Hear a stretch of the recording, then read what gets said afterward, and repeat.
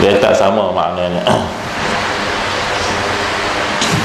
Sebab tu kita semayang juga, tapi mengaji Quran menyegan. Kemahalah bukanlah belah-belah sini ni, belah-belah kan, belah-belah petang sintuk, belah-belah mana tu kan. Ingat senang ke? Silap satu huruf, maka silaplah makna ayat tersebut.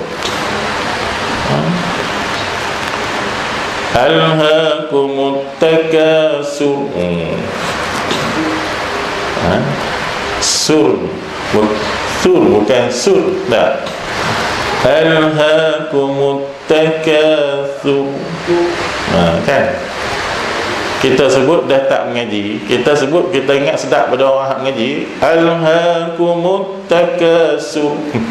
Sedap pada orang mengaji, tapi baca tak betul. Allah Ta'ala sebut telah melalaikan kamu dengan sebab kamu banyak menghimpunkan harta.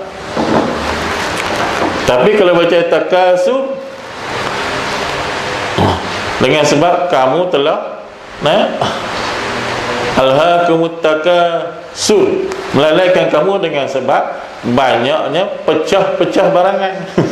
Tinggal mangkuk pecah, takasur, banyak pecah. Kan lari maknanya tu. Thumma kalla sawfa ta'lamun. Dia baca summa kalla sawfa ta'lamun. Thumma, dia baca summa. Ini nak tadaruh ni kan. Summa maknanya kemudian. Kalau summa maknanya diracun. Beza jauh tuan-tuan, puan-puan, beza jauh makna dia. Sebab itu Quran hendaklah dibaca seperti mana bacaan Quran, bukan dibaca macam bahasa kita. Tak boleh. Mesti ada ilmu tentang bacaan Al-Quran. Tak boleh sengaja-sengaja baca, tak ada ilmu, maka rugilah amalan-amalan kita tersebut. Sedingat sikit je beza dia kan, tapi maknanya lari jauh kan. Sekali duduk summa kalla, habislah. Malaikat kata dia ni cerita apa pula ni, baca apa pula ni, terkejut dia kan. Banyak benda yang benda tu lahan jali tuan-tuan. Kalau lahan khafi tak apa, lahan jali salah besar, dia panggil berdosa baca begitu. Kalau lahan jali fa tak cukup, betul tu lahan khafi tu boleh gagah lagi. Dengung tak cukup kan, lahan khafi. Tapi tukar huruf ni, mak wajib pun pendek kan? Yang ni lahan jali salah besar ni berdosa.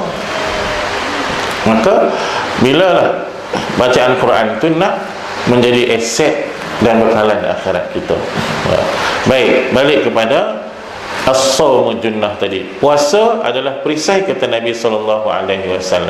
Kenapa bila kita berpuasa, dia menyempitkan laluan-laluan syaitan dalam badan kita. Sebab syaitan ini tempat laluannya melalui darah-darah kita, darah-darah makanan kita. Bila kita makan banyak, darah-darah inilah tempat laluan syaitan dalam badan kita.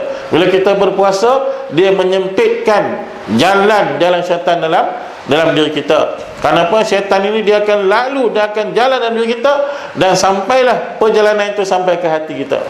Kenapa? Dia nak was-was di sana, dia nak was-was di lubuk hati kita. Di situlah dia nak kacau kita. Maka puasa ini menutup jalan-jalan syaitan itu, menyekat jalan syaitan itu, supaya terhalanglah dia untuk ganggu kita, was-was kita dalam amal ibadat dan sebagainya. Maka sebab itulah kita kata kelebihan berpuasa ini amat banyak, tuan-tuan dan puan-puan sekalian. Baik. Jadi di antara benda yang hari ni pelik, hari ni no. Dia kata hari ni pelik pada sebab apa? Ayat tak ada kan. Ni doktor ni tak betul ke apa? 3 kali saya main dia jamu ayat, hari ni main dia tak jamu ayat. Sebab apa? Sebab benda tu adat kan. Bulan ibadat tak ada adat. Bulan adat tu jamu ayat ni adat tak? Bulan ibadat tengok dia tak jamu ayat lah. Sebab apa? Bulan ibadat, adat tu buang lah. Kalau jamu ayat juga, yang tu pelik balik. Sebab bulan ibadat, tak apa. Jadi antara perkara yang kita nak perbetulkan dalam bulan puasa ini ialah maqasid kita. Dan saya namakanlah maqasid versus mafahim. Kena dengar dulu kan. Makcik-makcik tak faham, tak apa, balik email kat saya tanya. Kalau tidak SMS kat saya ataupun WhatsApp. Tak apa, saya tak ada WhatsApp ni, minta maaf, melawak je. Jadi dalam bulan Ramadan ni kita kena faham di antara konsep maqasid dan mafahim. Bulan Ramadan ni juga kena ingat maqasid mestilah lawan mafahim. Terus ada ingat tu buat bola Brazil lawan Belanda ke apa ke, yang tu kita tahu tak? Yang ni lawan ni lawan ni tak. Maqasid, tujuan-tujuan kita, niat-niat kita kan, maksud kita dalam bulan Ramadan ni kena perbetulkan, kena luruskan dalam bulan Ramadan. Yang ini di antaranya yang saya sebut pertama tadi, Ramadan kena ingat bahawasanya Ramadan bulan ibadat, bukan bulan adat. Itu yang pertama. Maqasid dia, tujuan dia adalah untuk kita beribadat, menambahkan amal ibadat, bukan untuk meneruskan adat-adat kita. Yang itu buat juga, tapi kena kurangkan, lebihkan kepada ibadat. Itu yang pertama. Yang kedua, ingat, kita mesti kalau boleh dan anggaplah wajib merebut 3 khasais yang disebut oleh doktor tadi. Itu khasais, 3 keutamaan, 3 benda yang utama yang kita perlu rebut: rahmat, maghfirah dan itqun minan nar. 3 ni kena rebut.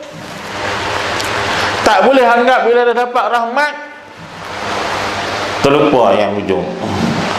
Mana boleh datang rahmat kalau tak bebas pada api neraka? Rahmat apa namanya? Rahmat yang sebenar ialah yang melepaskan, membebaskan pada api neraka. Itu baru rahmat yang sebenar. Sebab kalau kita ambil yang pertama sahaja dan kita feel yang ujung, yang tengah, yang ujung, kita gagal. Kita dikira gagal. Kita lulus percubaan awal tahun, kita lulus yang pertengahan tahun, kita gagal yang akhir, gagal. Dia kena lulus yang akhir. Tapi Ramadan ni dia nak kita lulus yang awal, lulus yang pertengahan, lulus yang akhir. Rahmat kita dapat, maghfirah kita dapat, itqum minan nar, pembebasan daripada api neraka juga kita dapat. Yang itu baru betul. Ini tujuan kita, ini maqasid kita. Kita nak lulus ketiga-tiga. Orang perempuan tak payahlah sampai begitu suami, abang bulan Ramadan ni cek tahu di mana nak duduk masjid je.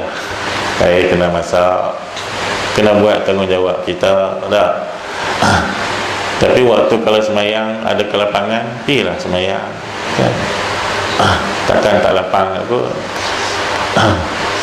Tinggallah sebahagian daripada benda yang kita dah buat yang biasa tu, tinggal, tumpukan kepada amal ibadat.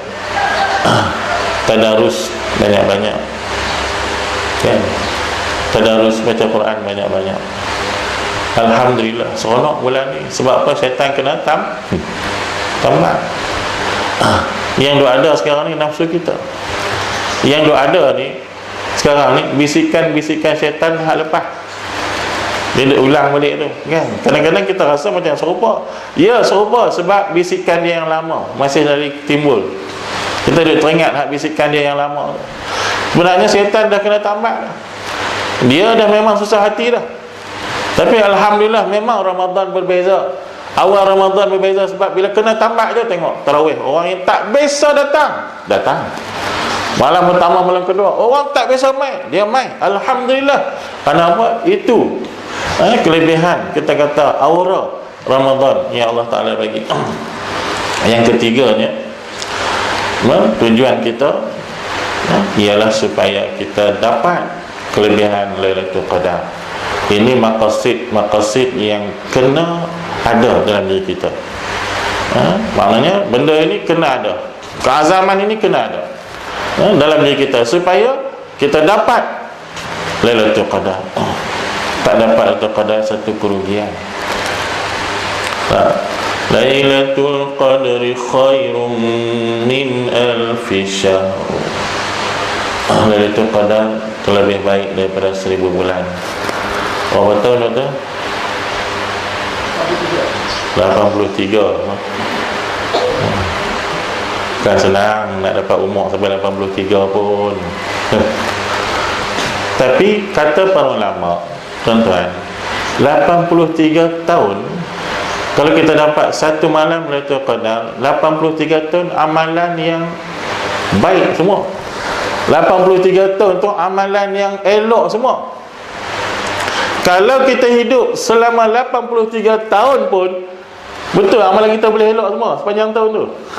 Tak ada, tak garanti punya. Tapi kalau dapat satu malam Lailatul Qadar, kita dapat amalan 83 tahun yang perfect, yang elok amalan kita. Tuan-tuan nampak, itu kata ulama. Belum tentu kalau hidup 100 tahun, 83 tahun kita tu amalan kita elok. Belum tentu.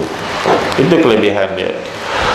Dan Nabi kata, faltamisuha, carilah ya, fi asril awakhir min Ramadan, pada 10 malam 10 yang akhir pada Ramadan, cubalah cari. Tapi kalau orang hebat, dia mula start pada malam pertama ni sampai malam 30, garanti dia dapat. Kalau start pada malam pertama sampai malam 30, dia usaha, memang dapat. Sebab apa?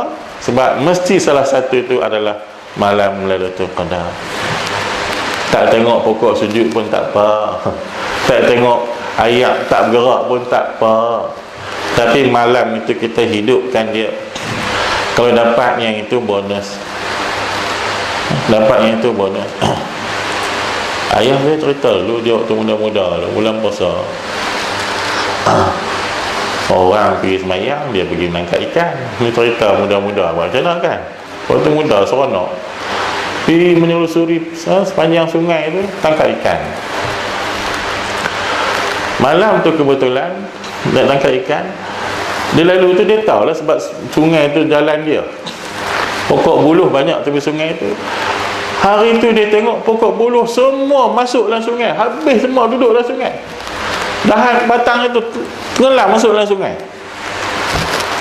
Macam sujud lah, macam sujud. Tapi dia tak perasan bahawa orang muda ni, dia bukan perasan, dia kira fikir lagu orang muda lah. Ish, tak apalah pokok buluh ni tunduk masuk dalam sungai. Siapa bila yang ribut, bila yang apa kan? Dia nak pastikan juga, orang kata apa, nak bagi tengok, nak pastikan juga tu, dia naik ke tebing tu, tetap batang buluh tu, tetap. Bila tetap batang buluh tu putih, tak tebal, pokok tu duduk macam tu juga. Dia kata ni heran ni. Tapi orang-orang muda-muda ni, dia tak fikir tu. Dia kata, ish, ni hantu tekan ke apa. Dia fikir begitu, ni hantu tekan ni. Dia kata, kena balik ya, balik. Bila balik, besok dia main pula. Pagi, siang main pula. Tengok-tengok semua pokok buluh duduk tebing ni, pacak nak elok balik. Yang dia tetap sepokok tu ya, jatuh dalam sungai. Barulah fikir-fikir balik, lah bulan Ramadan. Orang cerita tua-tua puasa, orang tua-tua cerita kata bulan ni ada Lailatul Qadar, pokok pun sujud. Baru teringat. Tapi kita tengok waktu mana? Waktu kita bukan buat ibadat. Yang tu yang beza dia. Kalau kita dapat waktu buat ibadat, yang itu baru betul, baru bagus. Tak? Yang saya tuan-tuan tengok lalu kot jalan, tengok buluh tumbang ni, dia ingat malam tu Qadar, tengok-tengok orang tetap pergi tumbang naya je kan.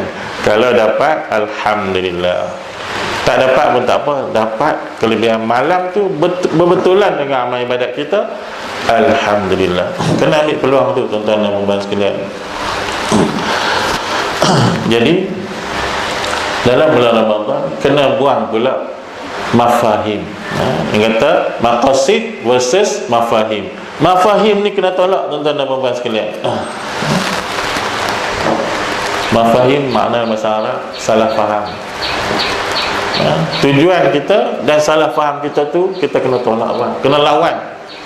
Sebab ada benda yang salah-salah faham kita dalam bulan Ramadan ni, kita masih bawa datang dalam bulan Ramadan ini.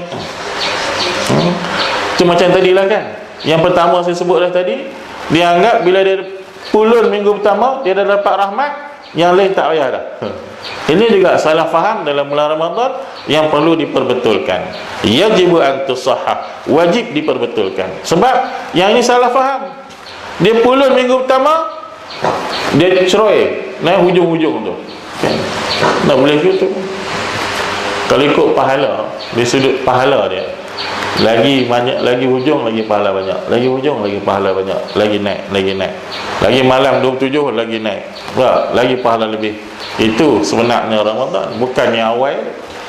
Tapi awal itu kena start dah. Kena start dah.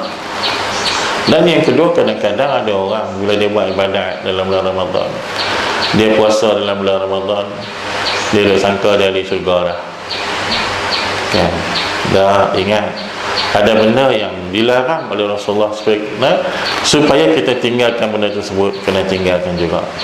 Jangan anggap bila kita puasa Ramadan yang lain-lain tu tak apa dah. Tak boleh gitu. Contohnya bersedekah. Kita tak nak bersedekah, kita berkira wang ringgit kita langsung, sampai nak infak sikit pun tak mau, tabung masjid sikit pun tak bagi, majlis ilmu sikit pun tak nak bagi, tak nak bersedekah.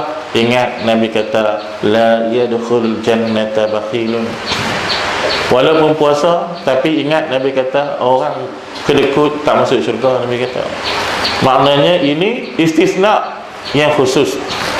Puasa tapi kalau kedekut, Nabi kata tak masuk syurga.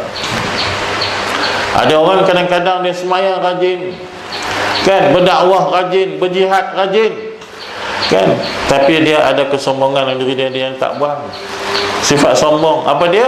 Orang nasihat tak boleh, orang tegur tak boleh, kan, orang nak tunjuk ajak tak boleh. Yang ni sombong. Nabi kata tak masuk syurga. Orang yang ada sebesar zarrah dalam hati dia sifat sombong, tak masuk syurga. Maka ini salah faham yang kita kena perbetulkan. Kalau sombong, kebajikan lain terhalang dan akan menyebabkan puncak terhalangnya kita masuk surga Allah Subhanahu wa taala. Sombong tu bukan berjalan cekak pinggang tu. Ya, tapi ialah bila mana orang tolong bagi tahu kita kesilapan kita, kesalahan kita, kita tak boleh terima. Itu di antara kesombongan di tuan-tuan dan puan-puan sekalian. Jadi kena ingat, amalan-amalan kita jangan lakukan benda-benda tersebut. Dan jangan lupa bahawasanya amalan-amalan kita buat yang berbentuk ibadat tadi, walaupun nampak kecil, tapi sebenarnya besar di sisi Allah Subhanahu wa taala. Kan? Ni dia ingat yang panjang pokok cerita itu kan, yang tu dia ingat besar. Sedangkan ni selawat Ramadan tu, yang itu pahala cukup besar. Ni bila main selawat macam iklan Yusuf Tayyub. Sallallahu alaihi wasallam. Kan? Bunyi selawat yang untuk Imam kata, fadlan minallahi wa ni'mah wa maghfiratan wa rahmah, la ilaha illallah wahdahu la syarika lah, lahul mulku wa lahul hamdu yuhyi wa yumiitu wa huwa ala kulli syai'in qadir. Allahumma salli ala sayyidina Muhammad sallallahu alaihi wasallam. Yusuf Tayyub punya selawat.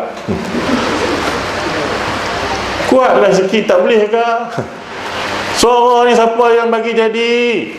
Suara ni siapa punya? Selawatlah sikit, elok sikit. Allahumma salli wa sallim alaihi. Sebut dengan semangat nak berselawat atas Nabi kita sallallahu alaihi wasallam. Ni ada selawat deras tapi tak betul pula. Ya. Bila kata Allahumma salli wa sallim alaihi sallallahu alaihi, apa dia kata? Apa tak? Ya. Sallallahu alaihi, betul ya. Doktor apa bunyi guna? Faham tak? Kau tidak pun kekang hujung ya. Oleh. Itu bukan selawat yang tu. Kan? Mana boleh begitu? Ya Allah, selawat pun dia ambil lebih kurang. Tu ibadat. Tu saya kata tu ibadat tu. Setiap satu selawat pasti 10 selawat atas dia. Setiap satu selawat pasti 10 rahmat ke atas dia. Kenapa tak nak berselawat? Nah, kenapa tak ada seorang untuk berselawat? Cuma orang perempuan lah, tak kira orang perempuan derah sangat, terkejut orang lelaki pula. Kan? Orang perempuan betul-betul padan dah lah. Tapi boleh lah kalau selawat. Nak pergi dengar sikit. Sebab apa? Suara orang perempuan ini, jumhur ulama kata aurat kalau dia gunakan pada salah tempat. Sembang biasa saja, ni bukan aurat suara dia. Ini pendapat jumhur ulama. Baca Quran secara biasa bukan aurat. Yang jadi aurat bila dia salah guna. Abang, dia panggil orang bukan suami dia macam tu. Yang tu jadi aurat. Bila dia cakap dalam bentuk menggoda, cakap dalam bentuk merayu pada bukan mahram dia, yang tu baru jadi aurat. Ni nak selawat Allahumma salli wa sallim alaihi, yang tu tak jadi aurat, dapat pahala. Cumanya bila dah ada orang lelaki, biarlah orang lelaki yang berselawat derah tu kan. Orang perempuan ikut-ikut di belakang. Tak. Selawat tu kena betul. Kenapa? Fadilat dia banyak. Ni selawat pun tak pernah betul macam mana? Kan? Allah sallallahu alaihi, tak tahu. Allahumma salli wa sallim alaihi. Ya. Allahumma salli wa sallim alaihi. Ataupun sallallahu wa sallama alaihi. Ini terbalik pula. Sallallahu sallim alaihi, terbalik. Sallallahu wa sallim alaihi tu salah lah, sebab sallallahu tu fa'il madhi. Wa sallim tu amal. Amal dengan madhi bos sekali. Kenapa? Kalau sallallahu wa sallama alaihi wa sallama, Allahumma salli wa sallim alaihi, baru tu. Saya baru ni terdengar juga semalam, ada juga seorang Allahumma salli wa sallam alaihi, Allahumma salli wa sallam pula. Dah tu kena belajar juga. Selawat pun biarlah belajar supaya betul. Ya. Ni yang lain-lain lagi tu. Tuan-tuan, satu hari seorang perempuan tua jumpa Imam Hasan Al-Basri. Imam Hasan Basri ni anak murid pada Sayyidina Ali rahimahullah ta'ala, karamallahu wajhah. Dia kematian anak dara dia perempuan. Jadi dia nak rindu ke anak dara dia perempuan tu. Dia nak, kalau boleh nak mimpi jumpa anak dara dia tu. Jadi dia pergi jumpa Imam Hasan Basri. Dia kata, wahai Tuan Guru, bagilah saya petua cara saya nak semayang hajat untuk boleh mimpi jumpa anak saya, anak perempuan saya yang dah meninggal. Nak tengok keadaan dia macam mana. Imam Hasan Basri ajaklah, semayang sekian-sekian, baca sekian-sekian, kemudian insyaAllah turun dengan izin Allah Ta'ala. Dia pun buat mimpi sungguh. Dengan izin Tuhan, mimpi sungguh. Jumpalah anak perempuan dia, rupa-rupanya sedang dipakaikan dengan pakaian daripada api neraka. Libasul qatiran. Kemudian tengkok dia ni dirantai. Kemudian kakinya digari.